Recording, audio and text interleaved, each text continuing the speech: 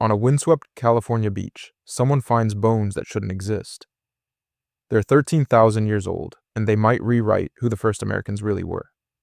Stick with me, because by the end, you'll see how these bones could erase the story we've all been taught. But first, why does one skeleton matter this much? For decades, we told one clean story. The first Americans walked here across a frozen land bridge from Asia. They chased mammoths across the ice. They spread south. Neat, simple, done. But this beach skeleton doesn't fit the neat story, and that's exactly what makes it dangerous. Picture the moment of discovery. A scientist brushes away the sand, and the outline of a human takes shape. They bag the bones carefully. Every fragment could be a clue, but the question hanging over them is simple and huge. How old are you, really? To answer that, they turn to a clock hidden inside the bone itself.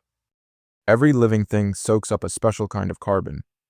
When you die, that carbon starts to fade away, tick by tick. Count how much is left, and you can count the years.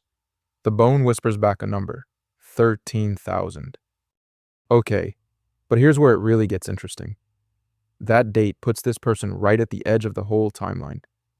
If people were living on this coast that early, the land bridge march may not be the beginning at all. So how did they get here? A new idea rises, and it's wetter than you'd think.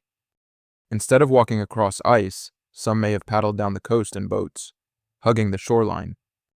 They call it the Kelp Highway, a green ribbon of seaweed and seafood stretching all the way from Asia to America.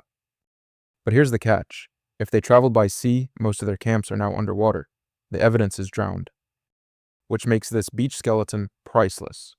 It's a survivor, a clue that escaped the rising sea. But dates can be tricky.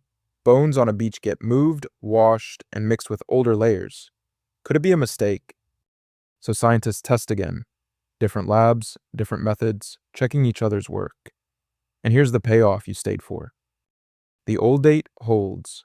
Combined with buried tools and fire pits, the picture becomes hard to ignore. People were here far earlier than the textbook said. So the old textbook story doesn't get erased with a single stroke. It gets rewritten one drowned coastline at a time. And here's the thought that lingers. Whoever this person was, they walked ashore we still don't fully understand. And their bones are still talking. If you enjoyed this, consider subscribing, liking, and sharing the video. It really helps. See you in the next one.